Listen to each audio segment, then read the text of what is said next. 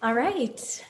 So welcome and thank you for joining us for the Take Back the Future Youth Activism Summit on National Child Day here in Canada and World Children's Day internationally. My name is Sarah Chaudhry and I will be your MC for today's event. A quick little introduction to me. I'm 16 years old and I was recently appointed as one of UNICEF Canada's youth advocates, which is why I'm here today with you all. In addition to my work with UNICEF and being passionate about advocacy work surrounding gender equality and racial injustice, I am an actor, writer, and contributor for CBC Kids News, and an international debater and public speaker. So before we get started, I just wanted to let you know a couple things. We will be recording this event. French translation is available. All participants must select English or French by clicking on the interpretation button. In addition to this, American Sign Language interpretation is also available. The interpreter, as you can probably see, will be visible beside the speaker at all times. And during the showcase, you can use the chat to communicate with panelists and other attendees. And also throughout the showcase, we will monitor the question and answer box, but we won't have a chance to address those questions until the breakout session. So it might be better just to save your questions for then. For those of you who are on social media, know that you can participate in the conversation by following the hashtags #National Child Day and #StayInToSpeakOut. We're also putting the handles for the accounts of the organizations who have come together today to host this great event in the chat. Please also feel free to use the Zoom backgrounds in the digital toolkit you received via email to participate in today's event. The digital toolkit will also be sent via chat. Before we get started with everything, I did want to hand it off to Alexander, who has a little announcement for us. Yes, thank you, Sarah. Hello, everybody. My name is Alexander, and my pronouns are he, him. I would like to acknowledge that I'm joining you all today from the Treaty 7 region. My special little announcement today is that today is Transgender Day of Remembrance, and we hold this day every single year on November 20th to acknowledge and honor those who we have lost due to transphobic hate crimes and violence. Julie Berman, who was 51 from Toronto, Canada, was one of 430 transgender lives that we have lost globally due to this type of violence within the last 12 months. We take this day to remember her and read her name alongside with all other 429 names in part of a vigil to continue the fight for our equality. I would now like to take a moment of silence to remember those we have lost today, if you would all like to join me in doing so.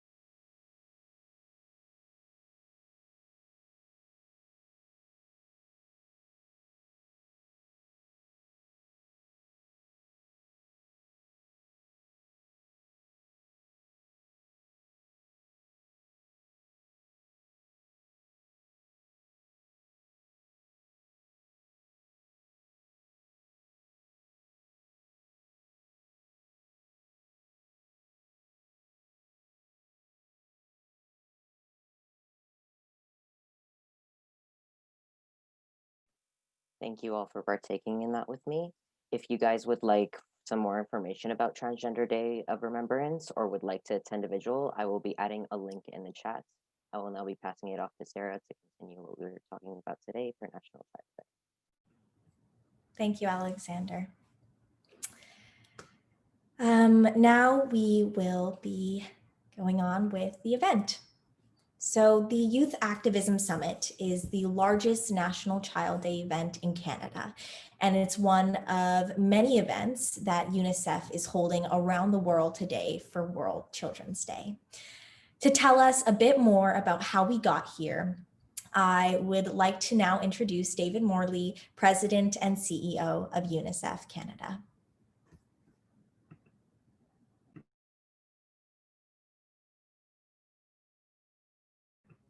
Hey, David, I think you're muted. I was so proud of myself to turn the camera on, I forgot to unmute.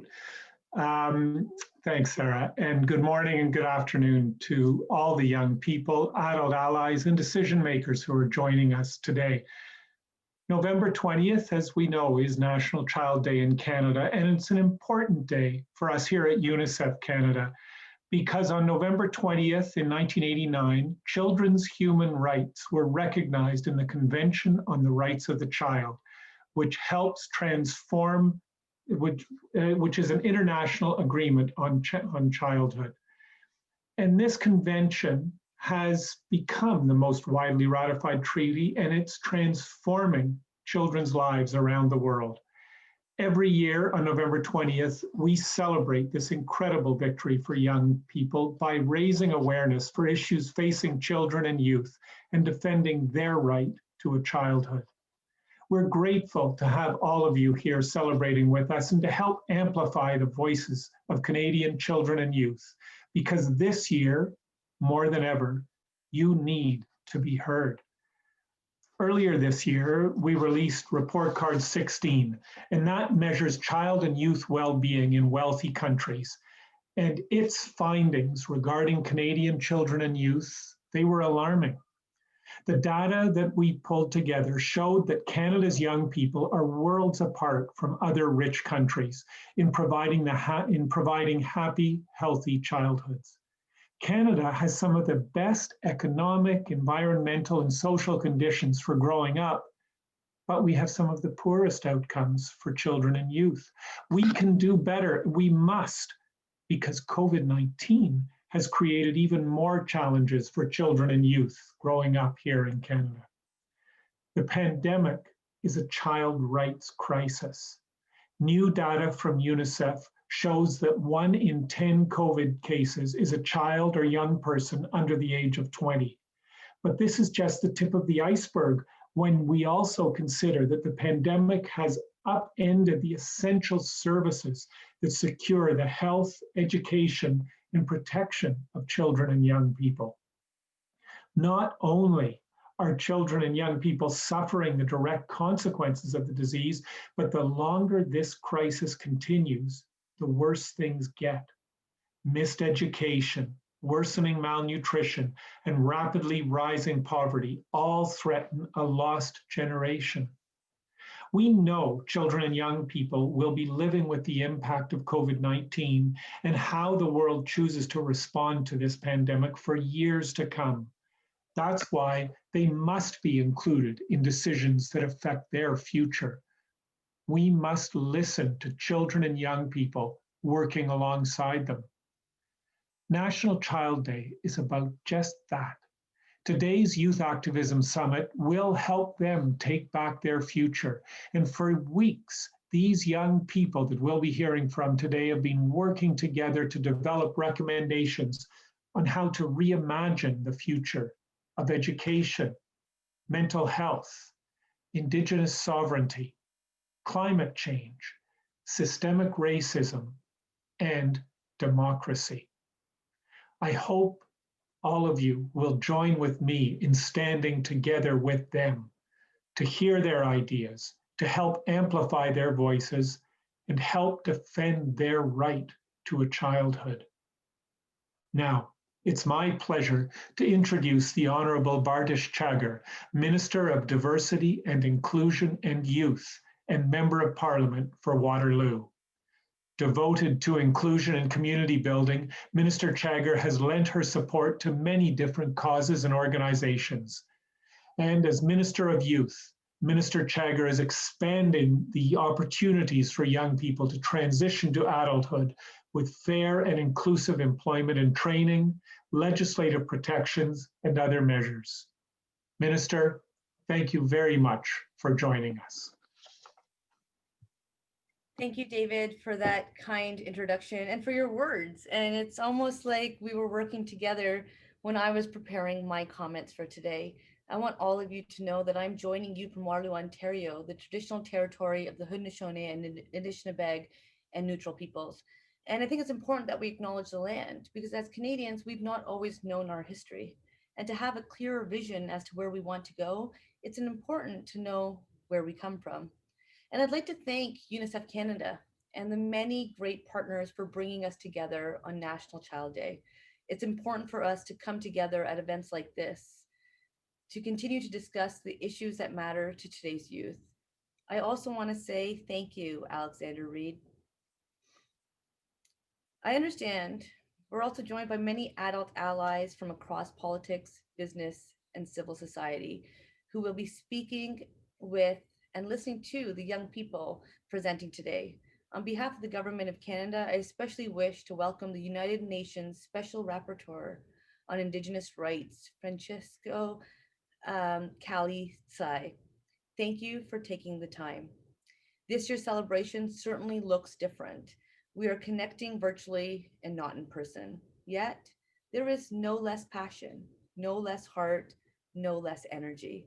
That's not surprising to me because since the beginning of the pandemic, youth were the ones showing us how to stay connected socially while remaining physically distant.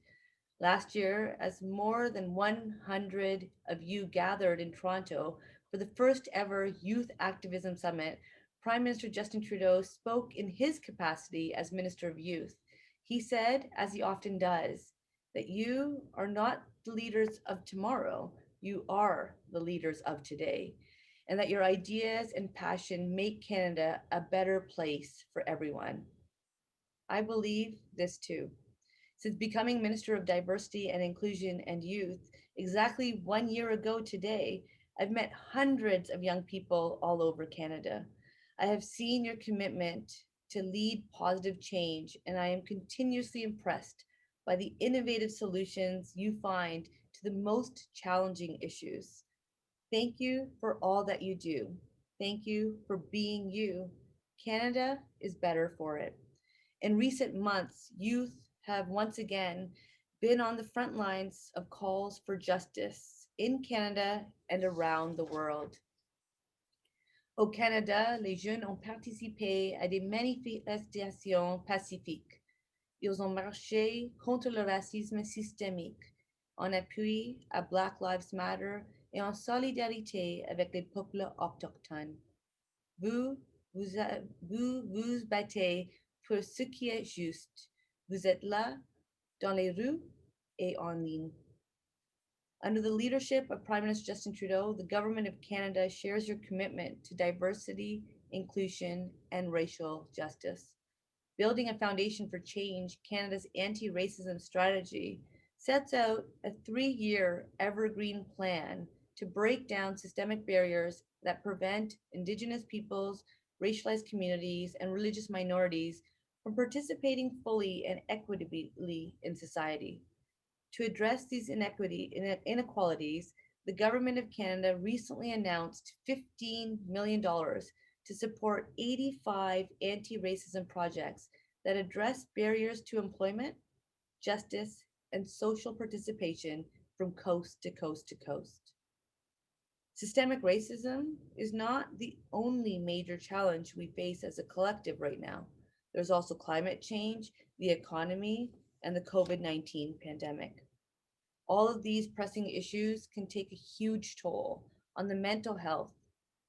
And young people in Canada have said for a long time that mental health is one of the main challenges you face. With everything that 2020 has brought, the issue of mental health has only become more pressing. A recent study by the Canadian Mental Health Association found that young people are more likely than others to experience symptoms of anxiety and depression right now. I want you to know that we see you, we hear you, and know that you are not alone. It's okay not to be okay, and it's also okay to ask for help. You matter. We want to keep hearing from you on how we can do better. We know that our policies and programs need to adapt to your changing needs and realities. That's why it is vital for us to stay connected. Events like this help with that. The Government of Canada's Youth Secretariat and the Prime Minister's Youth Council also give us forums for constructive dialogue to shape policies and programs that are relevant and meet the varied needs of youth. And work to implement Canada's youth policy, which was created by youth for youth, continues. Finally, as many of you know, work is underway on the State of the Youth Report, one of Canada's youth policy commitments. The report will tell us how Canadian youth are doing, highlight youth initiatives and programs, and help to shape future action. Thank you to all of you who have already participated in a State of the Youth engagement session, and to those of you planning to join the discussion this afternoon.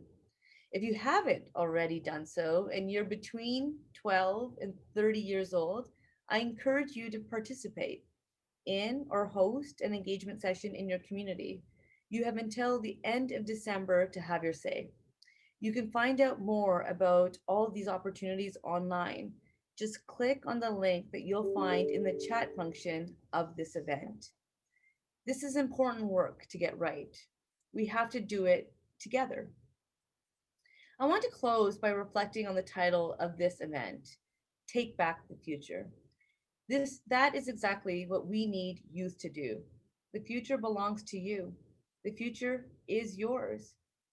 And you have a friend and ally in the federal government of Canada, because we want to not only empower, but enable you to help shape it.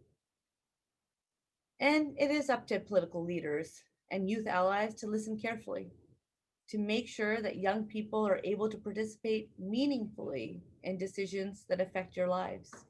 And that's why Prime Minister Justin Trudeau gave you a full voice at the cabinet table. Know that I am listening. The Government of Canada is listening. We hear you. And we are ready to keep working with you to ensure that we build back even better and consciously more inclusive. So please keep well, keep safe. Thank you for being you. Merci. Thank you, Miigwech. Thank you, Minister Chager. We're so happy that you could join us today to hear directly from young people about the issues they care about. Thank you. You're an inspiration to many. I'd like to now introduce Kirsten Dumont, our knowledge keeper, who is here to open the day in a good way. Kirsten is a passionate and caring young woman and proud band member of the Algonquins Kitigan Zeebi. She has taken part in sacred walks to protect the water, spoken on Parliament Hill about climate justice and human rights, created cultural art tutorials during COVID for Indigenous youth to stay connected to their cultures, as well as continuously raise money for the Moose Moratorium and low-income families during the COVID-19 pandemic. She has worked with schools, organizations, and churches such as OCDSB, CAS, and Child Welfare League, UNICEF Canada, and the Kitchissippi Church and the Woodruff Church.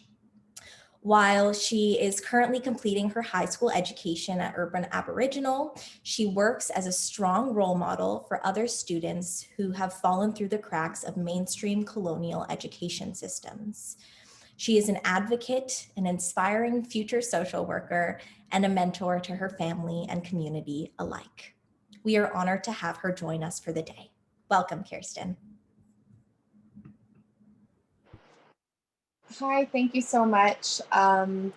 It's truly an honor and a blessing from the Creator to be here today.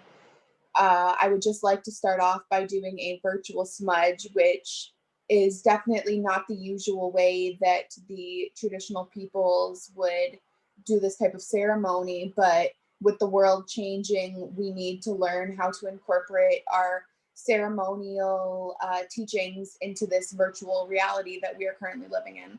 So if everyone could just take a moment, think good thoughts, and that would be amazing.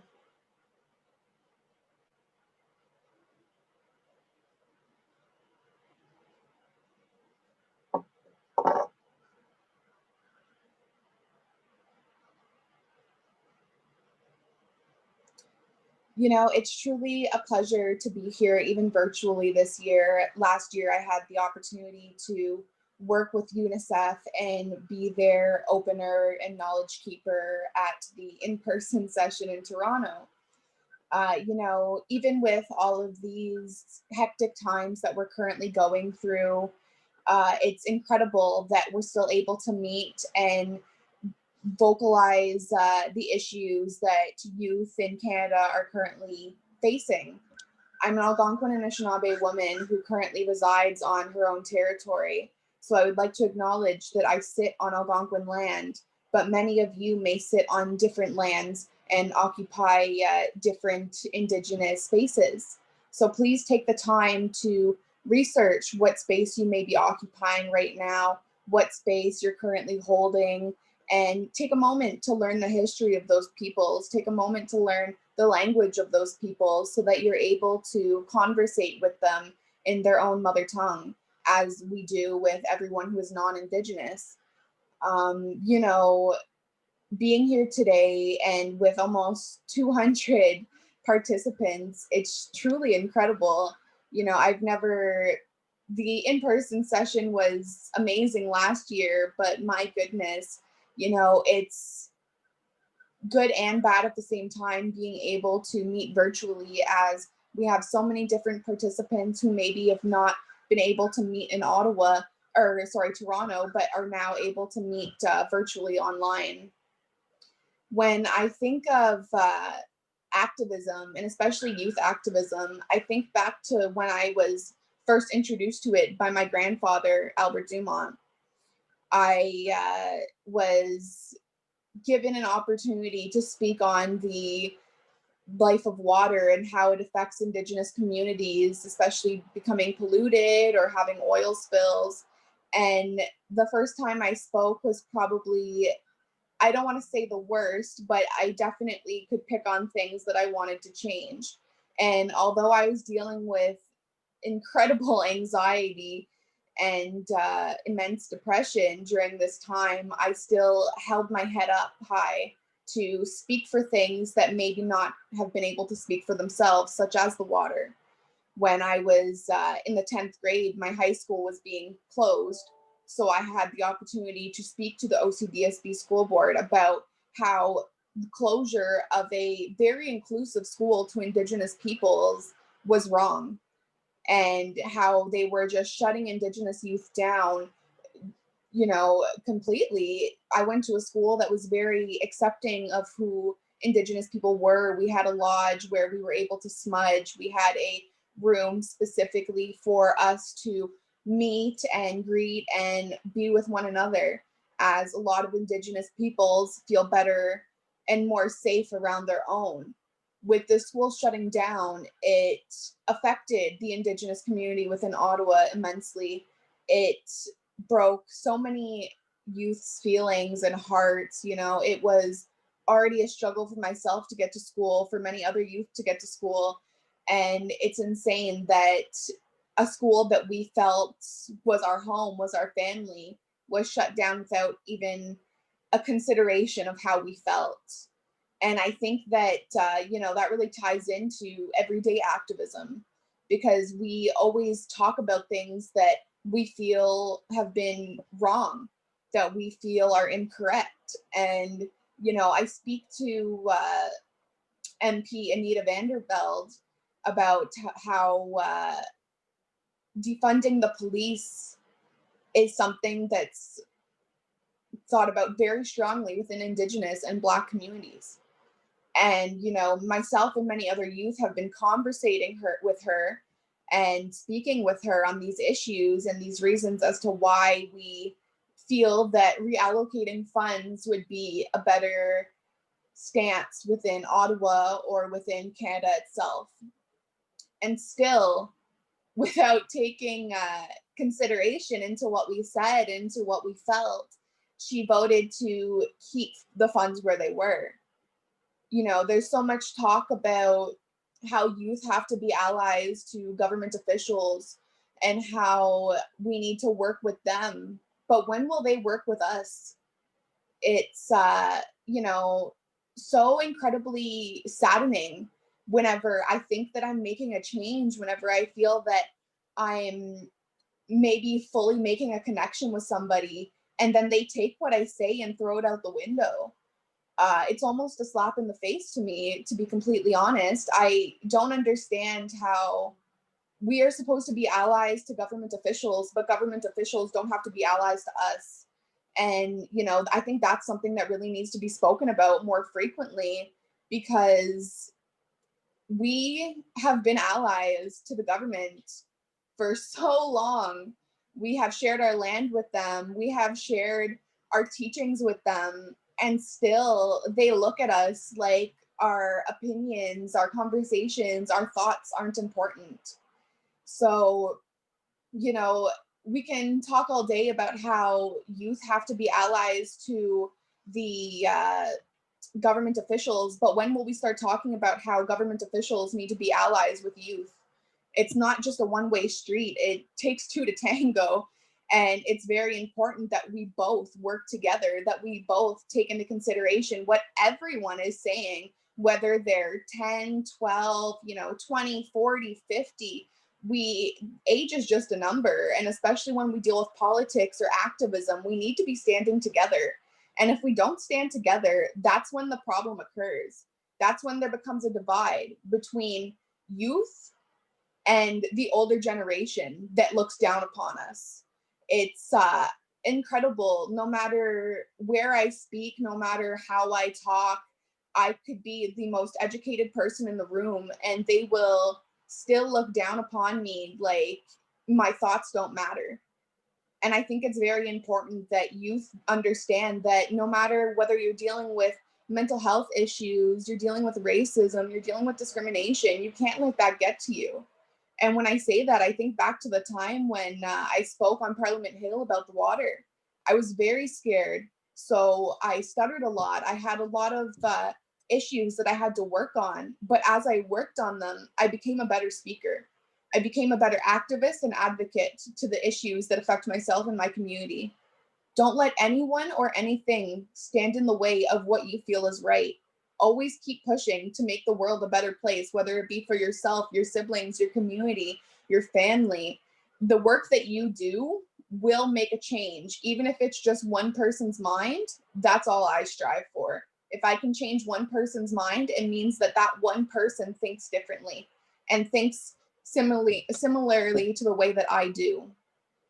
With that being said, I hope that this Activism Summit goes well. I hope that we're all able to learn how to work together, despite what our age differences may be, despite what our thoughts may be. I hope that we're able to become a stronger nation, become a stronger community, and become a stronger Canada. Because without that, we'll keep falling into the same hole that we've continuously fell into. That being said, I want to say to the great creator, Minu Manijo, that we send all of our participants, all of our leaders, all of our speakers off in a good way. I hope that you all enjoy this summit. I hope that you take things back from this summit, whether it be tomorrow, a year from now, a week. It's always good to think of what you could change, what you could have done differently, and always pinpoint on those things that you feel were right. So thank you, Kichi Miigwech, for having me here today. It's always a pleasure to work with UNICEF and their participants. Thank you. Thank you, Kirsten. We appreciate these wise words and we'll remember them as we learn together and find ways to help each other today and moving forward. Thank you. So, what are we doing here today? Well, those of you who joined us last year will know that our first ever Youth Activism Summit was a huge in-person event at the Toronto Reference Library, bringing together hundreds of young people and adult allies to brainstorm how we could work together to amplify youth voices and affect change. Now, obviously and unfortunately, hosting an in-person event this year was out of the question. But we had so much fun last year, and I can attest to that. It was very fun. We decided that we needed to try to keep that same energy in the shift to this year's virtual event. Young people came together last year during the 30th year on the United Nations Convention on the Rights of the Child, with a message that it was time to take over. It's time to take over their future and play a key role in helping each other exercise their human rights instead of waiting for adults to secure them. This year, with the pandemic disrupting their lives and their rights, this is a time and a space for young people to take back their future. So, starting in September and leading to today, UNICEF Canada and our partners brought young people together in a series of virtual discussions to talk about how they are experiencing the pandemic and bring insights and actions forward. These sessions, called Stay In to Speak Out, each brought together between 15 and 50 young people to discuss 6 topics that they identified as most important to them: climate change, mental health, education, Indigenous sovereignty, democracy, and systemic racism. Just as the COVID-19 pandemic has changed the way we're celebrating National Child Day this year, it has also affected the way young people are experiencing these 6 areas of their lives. While participants were encouraged to reflect on how we can recover from the pandemic into a brighter future, young people led the way and took the discussions in the directions that they wanted to go. So if we could flip to the slide on the Reimagine playbook, this was the result. So as a result of all these discussions, volunteers from each session and the youth advocates all came together and summarized the discussions and put some of their collective thoughts on paper. There we are, the Reimagine playbook. As a result of these conversations, the Reimagine playbook was made. So this is a summary of the 6 discussion topics, complete with recommendations for how decision makers, other youth, and adult allies can take action. There is something every single one of us can do and take action with, and the playbook supports young people to take back their futures. It is available on the UNICEF Canada website, and the link is being shared in the chat box now. We're honored to be joined again by many of the young people who participated in the Stay In to Speak Out sessions. Before we get to their presentations, which I know you're all waiting to hear, I wanted to take a minute to thank our National Child Day partners: Assembly of 7 Generations, Boys and Girls Clubs of Canada, Activism, First Nations Child and Family Caring Society, International Institute for Child Rights and Development, and the Students' Commission of Canada. I'd also like to acknowledge some of the adults who have joined us today to hear from these young people. In addition to Minister Chagger, who you've already heard from today, and many other partners, we are joined today by a number of leaders and decision makers who will be listening to these presentations. Following the showcase at around 1:30 Eastern Standard Time, young people will join breakout groups for the 6 priority issues, where these adult leaders will respond to the youth presentations and engage with them in a discussion led by youth. Members of the general audience will be able to join these breakouts to listen in and will be able to pose questions via chat as time permits. So the leaders today are Adette McCarthy, Executive Director of Activism, and Zubair Patel, Director of Community Outreach, Office of the Prime Minister of Canada, who will be joining the Systemic Racism Breakout. In addition to this, we have Dr. Jennifer Charlesworth, BC Representative for Children and Youth, who will be joining the Mental Health Breakout.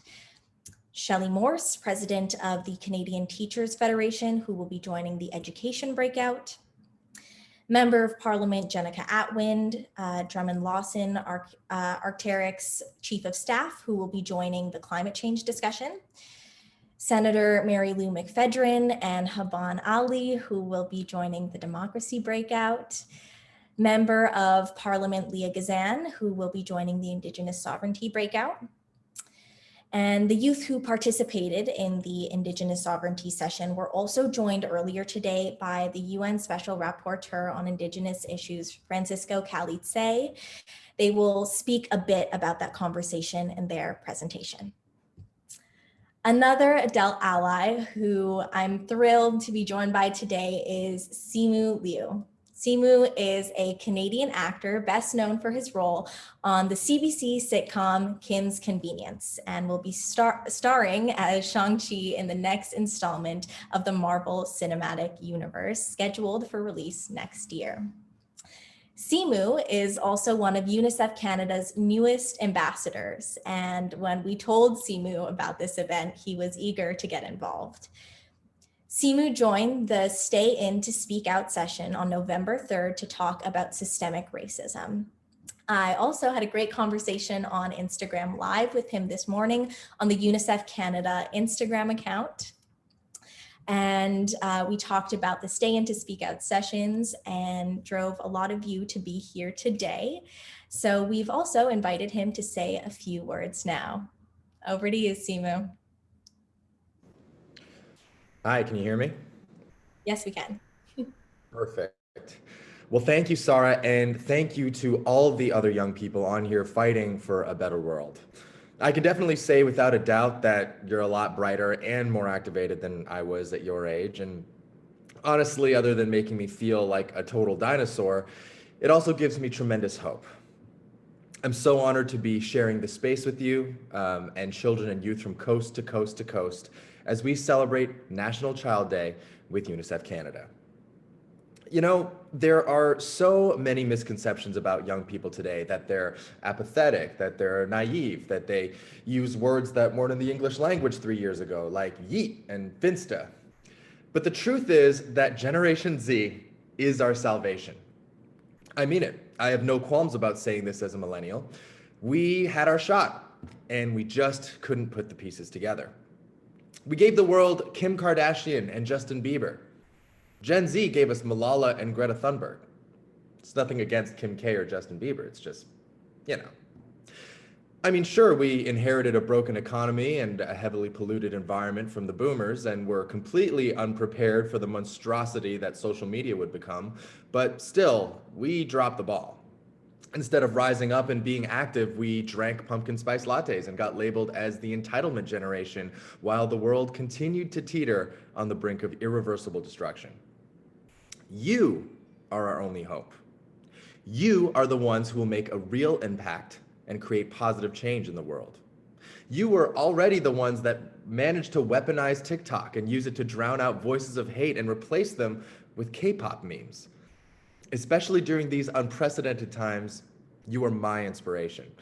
No cap. That was Gen Z slang, I think. Now, when the future is more uncertain than ever, you must see this as an opportunity to make things better. COVID-19 has made all of our lives unpredictable, but one thing we do know for sure is that how we collectively respond to this global challenge will be echoed for years to come. And it's you, our young people, who will be living with the impacts of the pandemic and how we choose to respond to it. This is a time for generations to come together and reimagine the type of world we want to create as a global community. We need to listen to our children and our youth and work alongside them to build a better future. To the adult allies and decision makers here today, I thank you for coming, and I hope that you will commit to truly listening to these young people. Rise to this moment and do not be afraid to have your own status quos challenged, because guess what? The status quo is not working, and one of these kids here today has the answer. For months, these young people have been developing recommendations to reimagine the future of education, mental health, Indigenous sovereignty, climate change, systemic racism, and democracy. They're reimagining systems that work for each other and every child, not just the few and the privileged. They're reimagining a society that's not plagued by the problems that we deal with today. They're reimagining a world where they lead. And today, and all days, I'm proud to follow them. Thank you so much.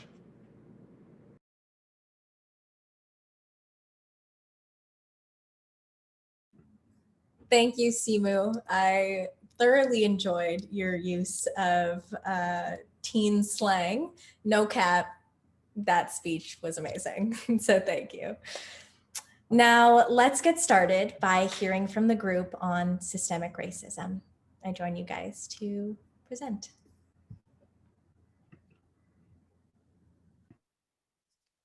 Thank you, Sarah. Hello again. My name is Alexander, and my pronouns are he, him. I would like to acknowledge again that I am joining you all today from the Treaty 7 region. We will be presenting our findings towards systemic racism today. I would like to start off by saying that racism is extremely prevalent in our society and manifests itself in a variety of ways. With recent events making headlines and so much going on, now more than ever is the time to talk about it and provoke change. We reached out to young folks like us to get more of a sense of what they or someone they know have struggled with in regards to systemic racism in order to gain different points of view and put together a session statement that we believe can create positive results within our system. We were able to pinpoint that the struggles of Black, Indigenous, and people of color were mainly within our educational system. This includes what we learn in the classrooms, teacher or student remarks, and authority figures not taking proper action in response to racism. There are a lot more important views to look into, so I will now be passing it off to Alexis to further delve into what these young folks have experienced. Thank you so much, Alexander. Hello, everyone. My name is Alexis, and I go by the pronouns she and her. I would like to acknowledge that I am located on the land of the Mississaugas of the Credit First Nations. It is easy to say that racism is just a problem of the past that has already been solved, when in reality, racism is evident within all parts of society in today's world. People of color are racially targeted within the very place they're supposed to learn and grow. Racism in schools was mentioned in the session by young people many times, and how they have been bullied through the use of racial slurs and names. When they tell people of authority, the whole problem is usually not taken seriously and the inappropriate behavior goes unpunished, and so this detrimental cycle continues. However, there are still things young people can do to stop this cycle. I'll hand it over to Oswaldo to speak more on this. Thank you, Alexis. Hello, my name is Osvaldo. I go by the pronouns he and him. I would like to begin by acknowledging that I'm located on traditional and unceded territory of the St. Lawrence Ukrainian people. As young people, there are many important things we can do to disrupt, dismantle, and address systematic racism. The first thing we can all do is listen, learn, and reflect. Seek out knowledge from Black, Indigenous people of color, and take the time to gain knowledge about systematic racism and reality of race issue in Canada. We need to reflect and understand our bias and prejudice on how those are impacting others. In addition, we need to make sure to use our voice to create change and raise awareness to amplify the voice of marginalized and oppressed people, and to make sure to confront racist behavior you witness. A lot of systematic racism relies on going unseen and unnamed. By identifying it and addressing it, a racist behavior, you can help dismantle this deep-seated system of oppression. And I'll hand it over to Alida. Thank you very much, Oswaldo. So my name is Alita, and I go by she or her pronouns. First, I would like to acknowledge that I'm currently speaking from unceded and surrendered territory of the Anishinaabe Algonquin Nation, whose presence reaches back to time immemorial. We need adult allies to help advocate on behalf of us youth, as we are commonly shut down due to our lack of professional experience. When listening to the concerns of young people, adult allies need to address these problems directly and listen to young people's perspectives rather than dismissing the concerns of youth. As youth, we ask adult allies to amplify our voices and educate others, and provide a meaningful platform for youth to voice out their personal experiences of systemic racism. It is important for adults like educators to proactively learn how to properly handle situations regarding race and cultural barriers with consideration. so that racial incidents do not go ignored and children do not feel that their voice is unheard.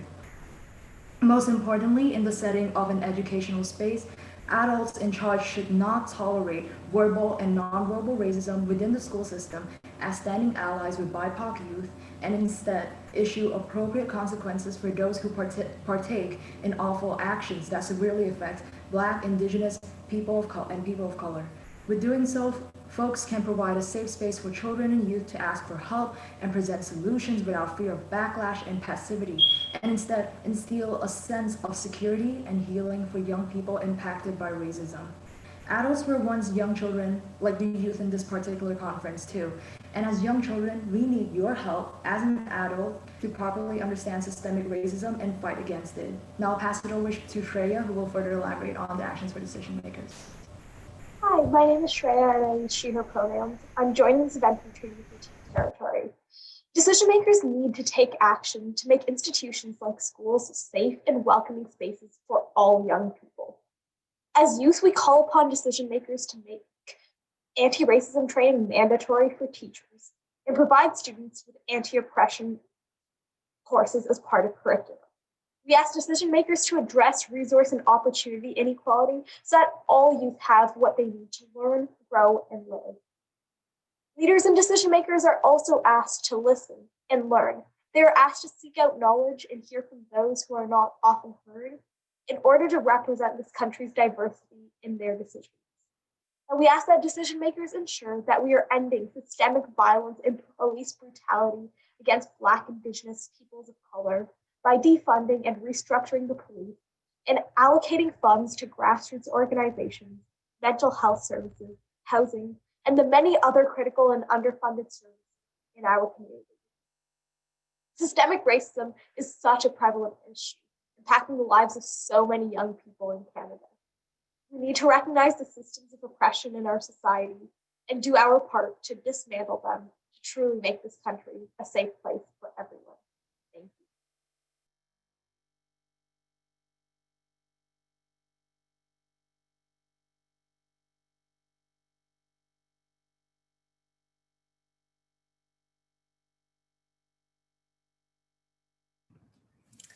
Thank you, everyone.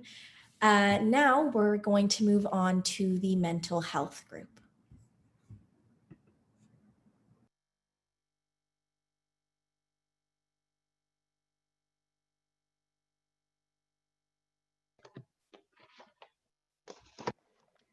Hi, salut. My name is Sophia Galishchak. I'm 16 years old. My pronouns are she, her, and I live in Stony Creek, Ontario. My group and I will be presenting the topic of mental health. Hi, bonjour. My name is Kate. I'm 22. My pronouns are she and her, and I am from Calgary, Alberta. Hi, salut. My name is Michaela Leader. I'm 16 years old and I'm from Whitby, Ontario. Hi, bonjour. My name is Rihanna Thazrian. My pronouns are she and her, and I'm from Calgary, Alberta. Hi, my name is Shavnia. My pronouns are she and her. I'm from Toronto. So we talk often about how the COVID-19 pandemic has changed the lives of all Canadians.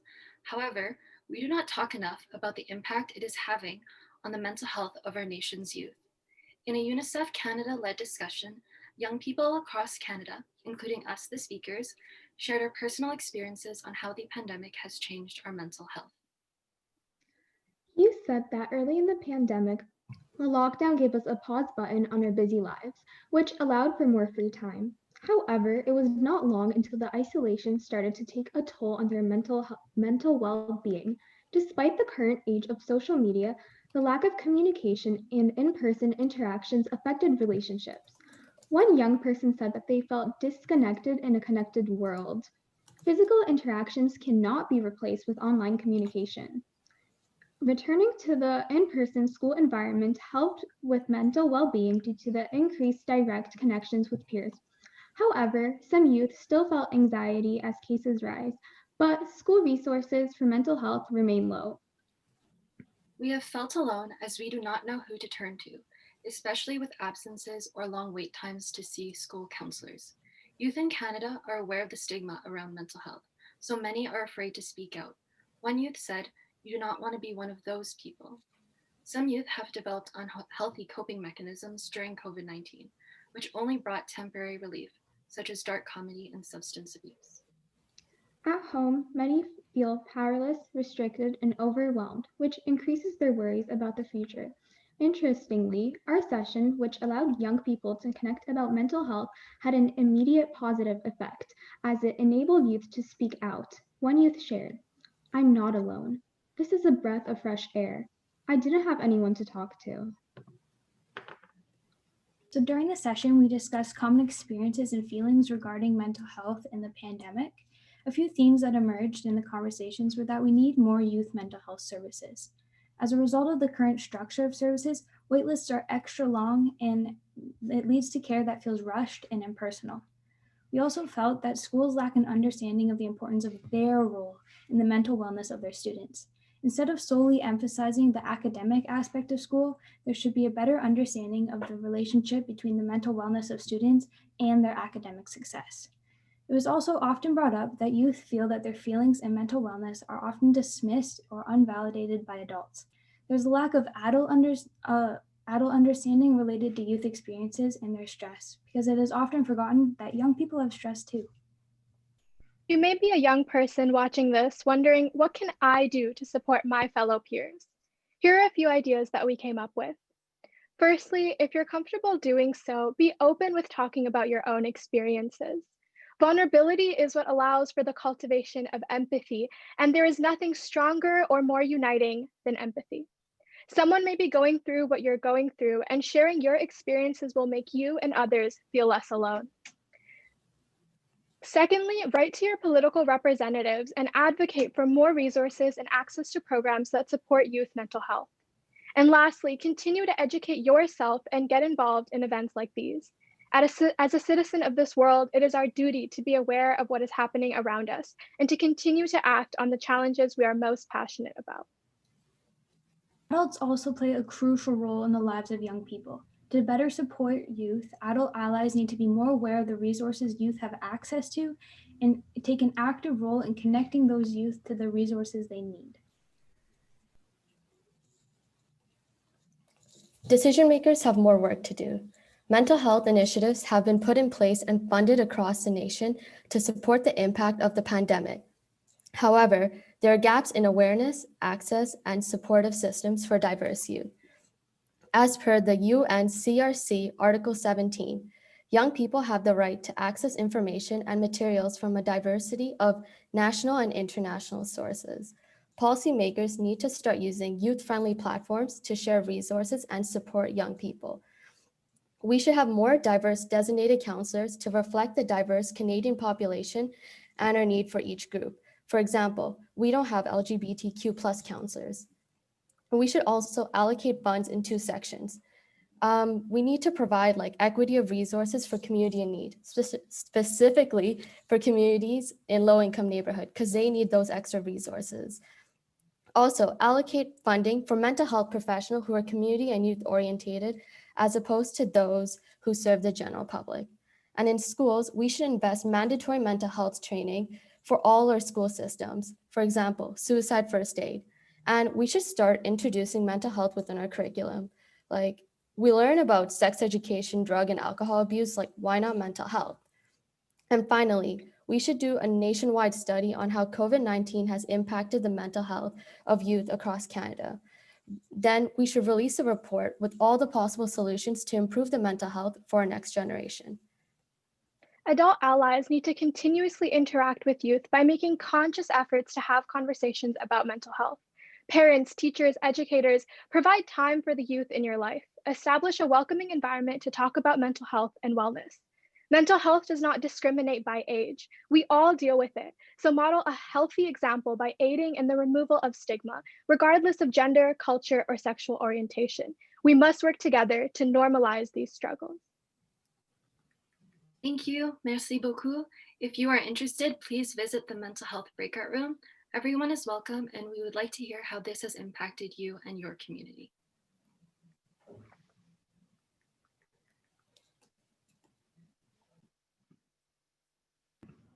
Thank you to the mental health group. We'll now be moving on to the education group.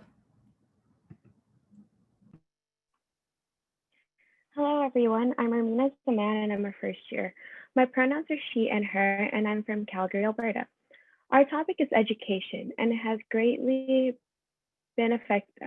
greatly been affected by the pandemic. Especially as a student, I have lost a huge chapter of my life due to this pandemic, and as much as it impacts me, I'm sure a lot of individuals feel the same way. We are here to present some of the students around Canada who have reached out and expanded on their experiences about how this pandemic has affected their education.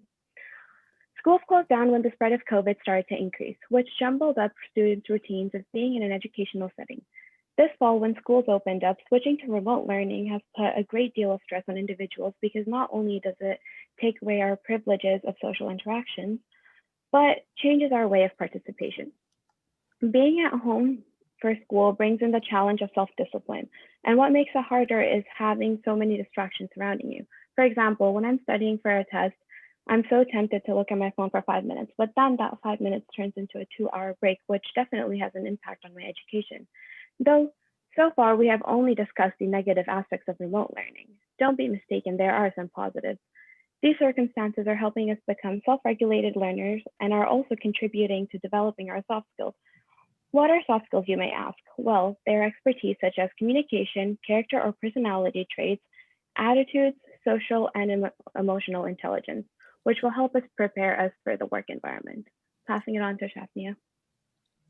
Hi, my name is Shafnia. I go by she, her. I'm back again. And I'm from Toronto. So the lack of physical environment means a loss of opportunity for students, like graduation, living on campus, but most importantly, an opportunity for a normal school experience. Remote learning is also not designed for all students. For example, students like disability, like myself. I had no choice to drop out of school because I went from barely having any resources and accommodation in school to having none online. Factors like access to affordable and reliable internet services and technology may hinder students' academic performances. And not all families have the luxuries to opt their children out from online learning because they have work or they cannot afford babysitters. We cannot ignore the reality that there are students who have to work while in school. Pandemic or not, students are risking their health and lives over their education. During these unprecedented times, we are expected to adjust to this abrupt change in environment, which not also affects our education, but also impacts our identity. We must be heard.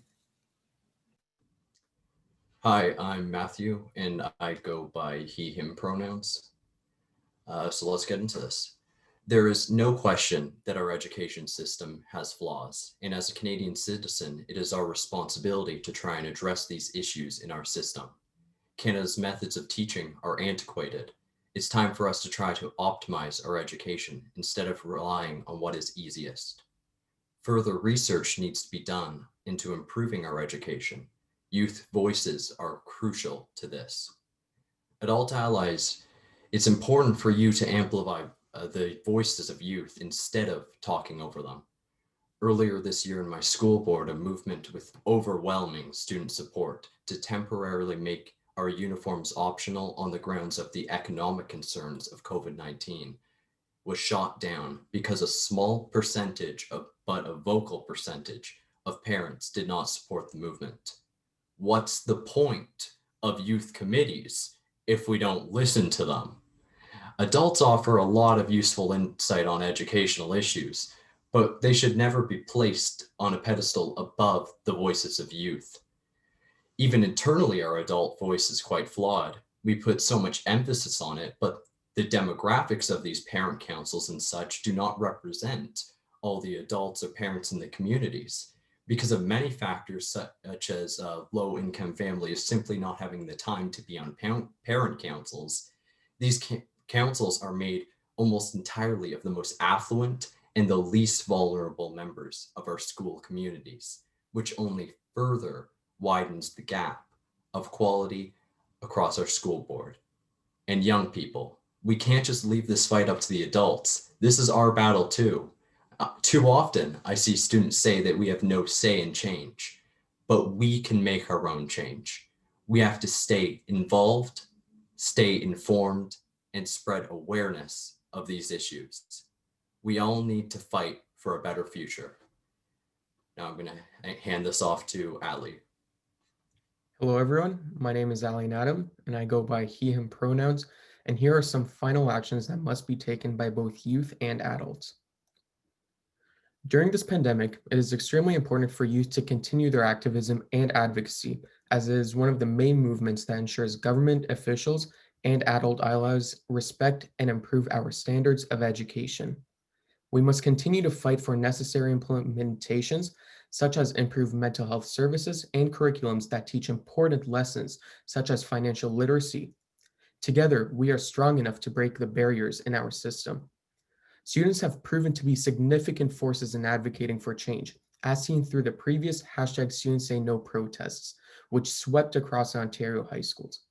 During those protests, students such as myself were able to strike against a school system which favored austerity through cuts to education and post-secondary aid. Now more than ever, we as youth need to participate in forums such as youth summits to meet with adult allies and decision makers and express the need to improve our education, access to it, and mental health supports that improve performance. Youth voices should be the backbone to any movement that improves educational standards. As adult allies, accessibility to youth councils and focus groups is equally as important to creating them.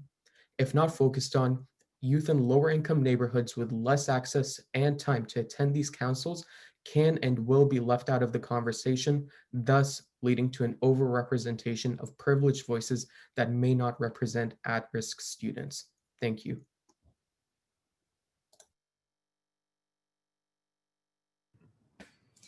Thank you to the education group. Let's now hear from the climate change group.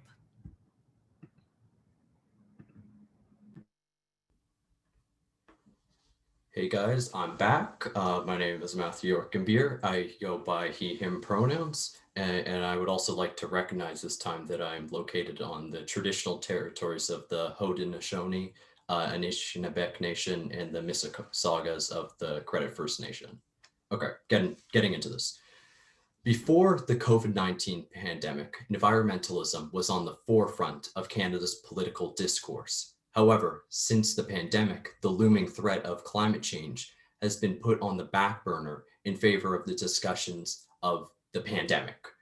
For youth in Canada, there is no bigger issue than climate change. But with the pandemic, our activism is limited. Moreover, the pandemic has introduced more pollution and waste from single-use plastic masks, gloves, and other disposable items. Public transit has also seen a sharp decrease in its usage, with people instead opting to use personal vehicles in order to physically distance themselves from others. While these are all very important steps to minimizing the spread of COVID-19, more consideration must be placed on the impacts it has on our environment. COVID-19, if handled correctly, could be our nation's chance to begin large infrastructural projects in order to advance our fight for climate change, not regress it, while also recovering economically. This would be a form of Keynesian economics to help our recovery while advancing our environmental goals. So far, though, our government seems to be too preoccupied with considering steps towards a less green future. Climate change is no longer a looming threat, it is a countdown to our nation's end. With this all in mind, all aspects of democracy must have a green consideration. And considering the UN projections for our planet's future, we must act now, and we must act strongly. Passing this off to Alexis. Thank you so much, Matthew. Hi, my name is Alexis again, and I use the pronoun she and her. I'm going to share some things that young people can do to help with this issue. First, I would like to acknowledge that I am located on the land of the Mississaugas of the Credit First Nation. Now, as a young person, it is crucial for me to make young people aware of the ways in which they can address this challenge head on, because at the end of the day, it is our future we are dealing with. During our session, we discussed many problems attributed to climate change and created the appropriate solutions. We acknowledged all the new changes in the world made due to COVID-19 and realized that climate change should still be recognized through this. This generation has access to different technologies that can spread awareness and make climate change a trending or viral topic. We can do this through TikTok, which is one of the most biggest platforms I've seen so far. Students can take action within schools through clubs to broaden the climate change discussion. We also look to young people like ourselves to take personal responsibility wherever possible to have a more environmentally conscious lifestyle. Now, I'll hand it off to the next speaker. Hi, everyone. My name is Isabel, and my pronouns are she and her, and I'm joining from the traditional territories of the Tsleil-Waututh, Squamish, and Musqueam First Nations. And I would like to share our insights of adult allies. Now, the one point gathered from our discussion was the idea of adult allies entering a partnership with youth, acknowledging and pushing aside any biases they may have, and actively listening to what we have to say about climate change. Yes, adult allies can mentor us and give us feedback on the ideas we may have. Still, it is actually better to support youth in taking ownership of their own personal projects and ultimately bring it to the next level. Here on National Child Youth Day, we are supported by our own adult allies, Simu Liu, MP Bardish Chagger, and David Morley, and others who have provided us the platform to speak on issues that we find important. Often, adults and elders in our lives may look at us and think that we are too young or naive of our beliefs, but we are the future generation in reality. We have insights and innovative ideas that are important to us and that are essential to issues that we are passionate about, such as climate change. The youth can only get as far as they can with the resources they have. And additionally, we ask that adult allies help our youth fund our projects and be open-minded of the suggestions we make, as it might just be the one solution to solve the climate change crises. Now I would like to hand it over to the next speaker. Thank you. Hi, my name is Shreya and I use she, her pronouns. I'm joining for Treaty 13 territory. All of us have a role to play in dealing with climate change. But decision makers have a special responsibility to create change to protect our planet on a systemic and institutional level. As young people, we call upon decision makers and leaders to listen to diverse perspectives and gain knowledge from those whose voices and perspectives aren't always heard, in order to make decisions that support and represent all of us. We also call upon change makers to take action and make changes that will effectively create physical, sustainable, and practical impact in order to stop climate change and protect our planet. We also ask that change makers invest in and support companies, organizations, and initiatives that are environmentally conscious and working to stop climate change or mitigate its impact.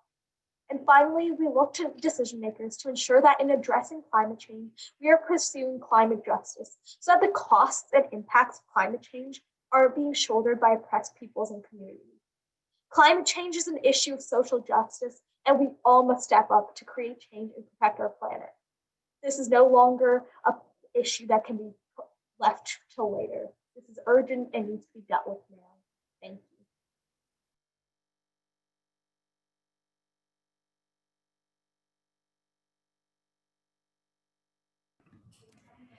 Thank you to the climate change presenters. We will now hear from the democracy group.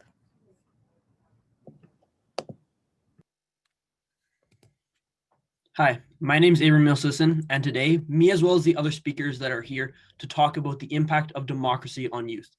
It's an extremely important issue to examine this issue closely so that we can come to a more comprehensive understanding of democracy and the democratic process itself, as well as the governmental system we use is of great importance to this country. Not only do young people have fully realized thoughts and ideas, but they are already granted many of the responsibilities and rights afforded to older citizens, such as taxation, driving, the ability to work, and many others.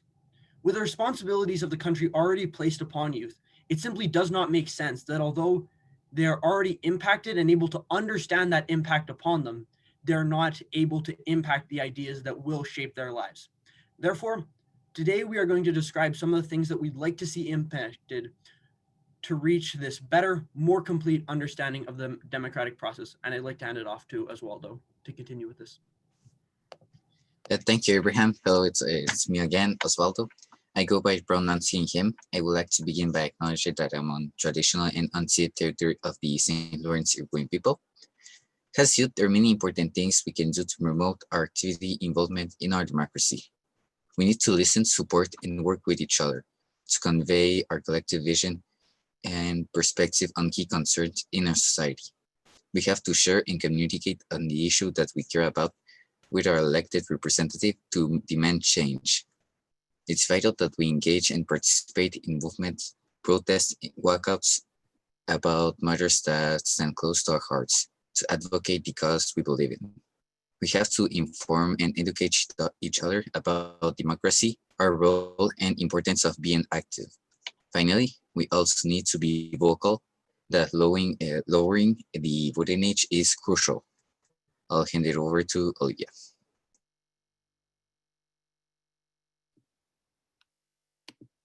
Thank you, Oswaldo. Hi, everyone. My name is Liv. I use she, they pronouns. I would like to start by recognizing that I reside on the traditional territories of the Haudenosaunee, the Anishinaabe, and the Mississaugas of the Credit First Nations, also called Toronto, Ontario. Young people need the support of adult allies. We ask you to actively see and to hear us when we protest, petition, and advocate for issues that affect us. Do not dismiss our concerns and ideas, and instead recognize them as you would your fellow adult peers. We need your support for youth-led movements, because without a right to vote, advocacy is our way of communicating our perspective and being involved with democracy. Empowering young people and providing helpful resources to carry the voices of youth is important. Listening to young people with an open mind and communicating with them in a youth-friendly language. We need you to fight for young people and to have a greater say in our democracy by lowering the voting age to 16. Now I'll hand it over to Alita. Thank you very much, Liv. My name is Alita again, and I go by she or her pronouns. First of all, I'd like to acknowledge that I'm currently located in unceded territory of the Anishinaabe Algonquin Nation. According to Article 4 and Article 12 of the Convention on the Rights of the Child from UNICEF, the government has a responsibility to make sure your rights are protected, and that in this setting, young people have the right to give their opinion and for adults to listen and take it seriously. In this case, decision makers and people who are in a position of authority have an important role in representing the voice of youth through our democracy. Through active representation, decision makers should consider the importance of ensuring that young people's concerns do not remain unheard and act on arising issues with consideration and integrity. It is called upon decision makers to proactively reassess and consider the future generations and today's youth when making an important decision. And some of those important decisions include reforming the educational system to be more inclusive and accessible for every child and every young person across Canada. Some decisions also involve climate change and how it will directly impact all of us in the future. Furthermore, people in charge should still focus on the concerns of overlooked communities and work alongside them to resolve conflicts. Not only that, as a democracy is supposed to have everyone involved, decision makers must talk to people who are not engaged or informed enough and have their perspective understood, as every voice and every story matters. Every voice should also include the voice of youth in the process of voting, and how lowering the voting age is a matter of significant importance for the younger generations. I would like to end on a note that young people are constituents in this democracy too, and that the youth of today are the bearers of freedom and democracy of tomorrow. Thank you.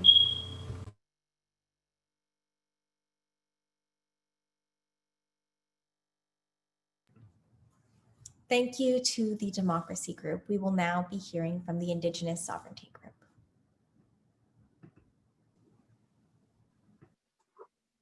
All right, thank you, Sarah. Everyone can hear me okay? Looks like it. So Ani Bojo, Akinawia, Samwang, Indigenous Cause, Odawa, Ndonji, Nin Michif, Gaye Nimashomis, Onji, Kalihu, Alberta, Nin Chinese, Acadian, Gaye Eastern European, Tekaronto, Nongom, Indigida. So hello, everybody. My name's Sam Wong. I grew up on unceded, unsurrendered Algonquin territory in Ottawa, and I now live in Toronto. And I'm just learning Anishinaabe because I want to honor the language of the people whose land I grew up on and that I live on now. Like I said, I'm Métis. My family is from out west in Alberta, Kalihu and Rocky Mountain House region. And I also said I'm Chinese, Acadian, and Eastern European. So yeah, in Toronto, I'm a student and I go to the University of Toronto where I'm the vice president external of the Association of Part-Time Undergrad Students. And I'm also a proud member of the Assembly of Seven Generations. It's based in Ottawa. So today I'm going to be talking to you about the report that myself, Gabrielle Fayant, Juliana Grant, Ganabuk Gagne, and Brittany Matthews wrote. This report is called Land Back, Indigenous Youth Leading the Way in Indigenous Sovereignty. This project started in early August when UNICEF Canada partnered with the Caring Society and the Assembly of Seven Generations, or A7G, the amazing organization that Gabrielle leads and me and the other youth are a part of. We were asked to host a webinar, then create a report which would later be presented at this event today. So that's what I'm doing here. UNICEF Canada originally asked us to create a report that focused on imagining a better future focused on the theme of reconciliation and imagining a better future beyond the COVID-19 pandemic. However, along with many Indigenous youth across Canada, we have identified a sense of hopelessness regarding Canada's implementation of reconciliation. We feel a sense of hopelessness in reconciliation because reconciliation has proven to be performative.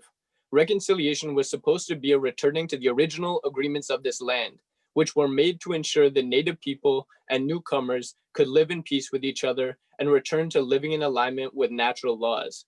Instead of this, reconciliation has looked like pushing around report after report without meaningfully addressing to any of the recommendations they contain. Reconciliation has looked like valuing Native people's faces for the front of pamphlets, but not valuing or implementing Indigenous knowledge systems.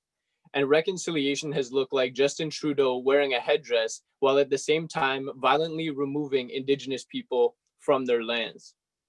Land back, or honoring the jurisdiction of Indigenous nations on unceded lands, is what real reparations look like, which is exactly why we made this report. The Canadian government has controlled and abused Indigenous lands and peoples for over 150 years now. And what this land back movement is saying is no more.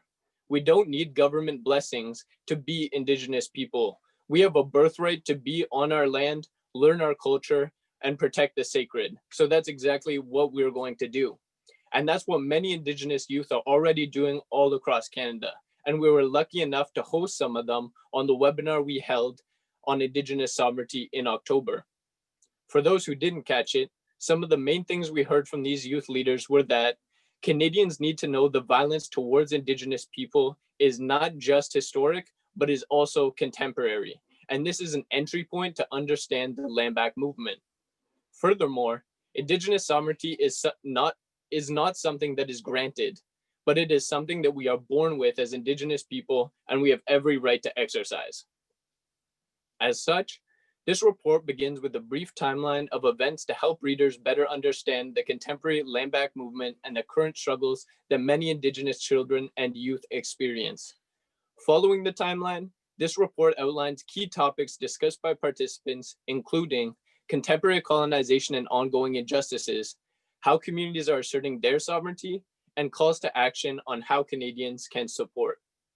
The timeline section focuses in on some important treaties that were supposed to frame Indigenous settler relations. These treaties were made to ensure that Indigenous people would thrive for generations to come. but unfortunately, they have been broken and dishonored, and this has continued to harm Indigenous peoples until today. It further highlights policies like Rupert's Land Act, where Canada purchased a third of Canada from Hudson's Bay Company without the consent of the Indigenous nations whose land it was. And this was this is the largest land grab in Canadian history. This timeline is a great resource for learning about some of the specific unhonored agreements between Indigenous nations and Canada. The second section of this report is about ongoing injustices and contemporary colonization on these lands. Despite centuries of legislation, laws, and agreements, Canadian rule seems to only benefit a specific group of people, which does not include Indigenous people. The Canadian government will often ignore the very laws it's created when Indigenous peoples use those colonial laws to safeguard their rights and seek justice. This continued disregard for Indigenous rights that are recognized and affirmed through treaties means that Indigenous people and communities continue to face injustice and violence. Furthermore, this section further highlights how systemic racism kills and has killed Indigenous people through police brutality, the healthcare system, the child welfare system, the crisis of missing or murdered Indigenous women, girls, and Two-Spirit folks, and an array of mental health crises that Indigenous communities bear the burden to address. The next section of the report focuses on Indigenous sovereignty being practiced. As I said earlier, we were honored to have Indigenous youth across Turtle Island who spoke about what Indigenous sovereignty means to them and how they are practicing it in their communities. The participants made it very clear that Indigenous sovereignty has existed on these lands for thousands of years, and that Indigenous nations did not need to ask the Canadian government permission to exercise their inherent rights.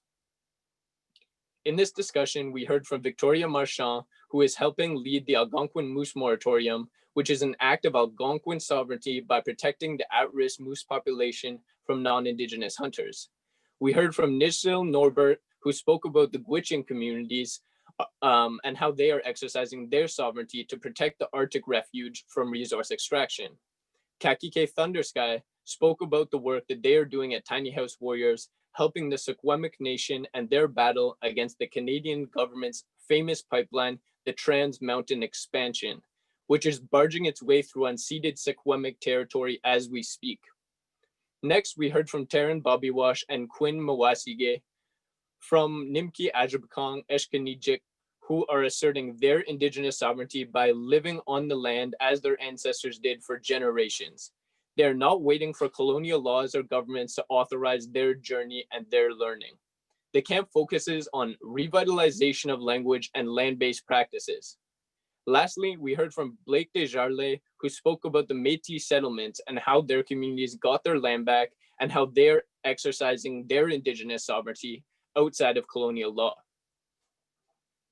This report might not talk about reconciliation, but it does speak to the way forward and what is being done by Indigenous communities to improve life for generations to come. The report ends with calls to action.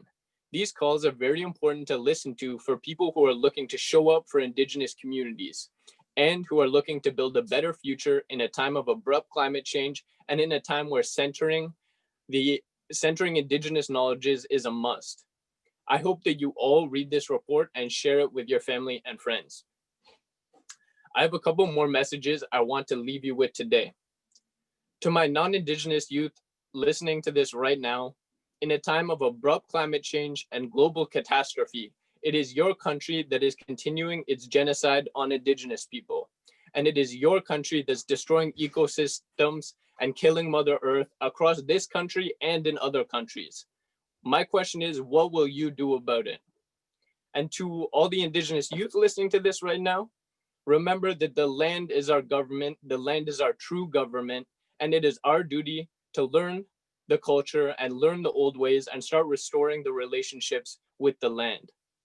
I wasn't someone who grew up with a lot of my culture, but every day you wake up and piece by piece you take back what was stolen from us. Never forget, you are beautiful, you are resilient, and you have the power to heal yourself, heal others, and heal the land. Miigwech Shai.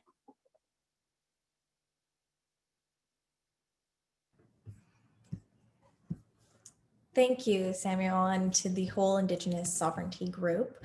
I want to thank everyone who has presented today and for sharing all the key points from each webinar that took place over the past few weeks.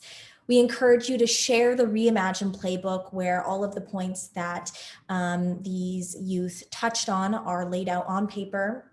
We encourage you to share it with other decision makers on social media to help amplify youth voices. The link will be shared in the chat. To close today's session, I'd like to introduce Ali Truesdell, UNICEF Canada's Youth Participation Lead. Hi everyone, I'm Ali Truesdell. I'm UNICEF Canada's Youth Participation Lead. I use she, her pronouns, and I'm currently on the ancestral traditional territories of the Huron-Wendat, Petun, Seneca, and most recently, the Mississaugas of the New Credit. I just want to say a huge thank you to the young people who have been working so hard to get everything ready for today. You guys are incredible. There's literally not a day that goes by in my work that I'm not blown away by how amazing you are. So I just want to say huge thanks.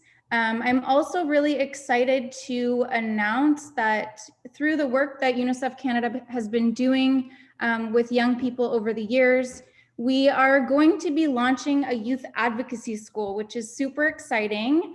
More details to come on that in the coming months. So if you follow our social accounts, so at One Youth Canada and in Jeunesse on Twitter and Instagram, handles are also in the chat. So you can follow those accounts for more information, but really just excited to announce a way to kind of formalize the work that we're doing with young people and help build their skills and knowledge related to advocacy and activism.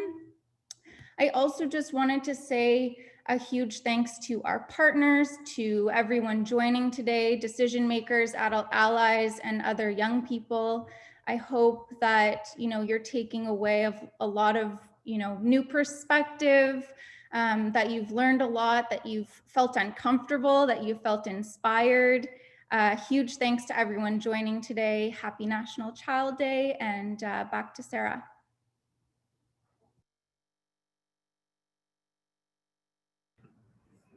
Thanks, Ali. Participants are now invited to join a breakout session on one of the specific topics. Please continue to use the chat function then and stay muted to minimize distractions. You are welcome to turn on your video so presenters can see you during that session. Please also feel free once again to use the Zoom backgrounds in the digital toolkit you received via email to participate in today's event. We are posting this link in the chat so you can grab it there as well.